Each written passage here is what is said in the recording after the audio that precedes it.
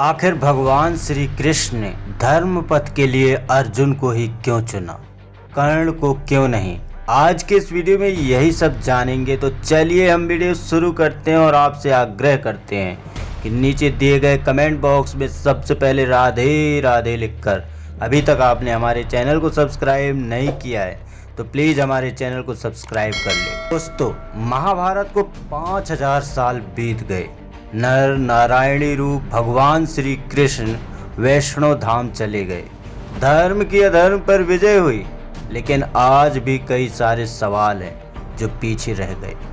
उनमें से एक है कि आखिर भगवान श्री कृष्ण ने धर्म पथ के लिए अर्जुन को ही क्यों चुना, सूर्य पुत्र कर्ण को क्यों नहीं, जबकि कर्ण भी एक महान योद्धा था और साथ ही भगवान सूर्य देव का पुत्र भी।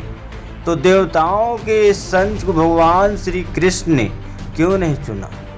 कहा जाता है कि इंसान अपने पूर्व जन्म के कर्म और जन्म के करते हुए कर्मों से ही संसार में अपना जीवन व्यतीत करता है। उसके कर्मों से उसे फल की प्राप्ति होती है। ऐसा ही कुछ हुआ कर्ण के साथ। शास्त्रों के मुताबिक कर्ण को पिछले जन्म में पापों के वजह से ही सारे कष्ट भोगने पड़े थे। पिछले जन्म में कर्ण का नाम दंभोदभा था, जो कि एक दैत्य था, एक चालाक, प्रतापी और खतरनाक असुर दंभोदभा, जिसने सूर्य देव की तपस्या की। जब सूर्य देव प्रकट हुए तो दंभोदभा ने उनसे अमरत्व का वरदान मांगा। ये वरदान सिर्फ और सिर्फ त्रिदेव ही दे सकते हैं। ऐसे में सूर्य देव ने उन्हें कुछ और मांगने को कहा। तब दंभोदभा बड़ा ही चालाक था और बड़ी ही चालाकी के साथ उसने अमर रहने के लिए 1000 कवच प्राप्त किए। साथ ही मांग भी रखी कि जो कोई कई वर्षों तक तपस्या करेगा, सिर्फ और सिर्फ वही मेरा वध करने में सक्षम। सूर्य देव से वरदान प्राप्त होते ही दंभोदभा ने लोगों पर अत्याचार करना शुरू कर दिया। देवता भी उससे अति परेशान रहने लगे। कवच की शक्ति के घमंड में वो मनचाहा अत्याचार करने लगा। उधर दूसरी ओर सती जी के पिता यानी दक्ष प्रजापति ने अपनी पुत्री का विवाह ब्रह्मा जी के मानस पुत्र धर्म के साथ किया। मूर्ति ने सहस्त्र कवच के बारे में सुना हुआ था। साथ ही उन्होंने भगवान विष्णु से प्रार्थना भी की थी कि जल्द ही दंभोदभा राक्षस का अंत किया जाए। समय का चक्र चला और बाद में मूर्ति को 2 जुड़वा बच्चे पैदा हुए, जिनका नाम नर और नारायण था। दोनों 2 शरीर में होते हुए भी एक, यानी 2 शरीरों में एक आत्मा। दोनों का सिर्फ एक ही मकसद था, दंभोदभा राक्षस का अंत करना। जहाँ नर तपस्या करने के लिए चले गए, वहीं नारायण स्वयं दंभोदभा से युद्ध करने पहुंचे। दोनों ने ऐसे करते करते 999 कवच भेद डाले और आखिरी कवच जब रह गया तो दंभोदभा स्वयं भगवान सूर्य की शरण में चला गया। साथ ही उनसे अपने प्राणों की रक्षा की भीख मांगी। नर और नारायण दंभोदभा का पीछा करते हुए वहां आए और सूर्य देव से दंभोदभा को उन्हें सौंपने को कहा, किंतु अपने भक्त को सौंपने पर स्वयं सूर्य देव ने राजी नहीं।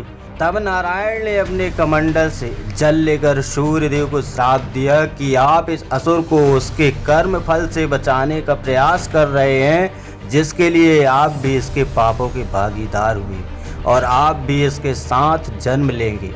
इसका कर्म फल भोगने के लिए इसका साथ देंगे।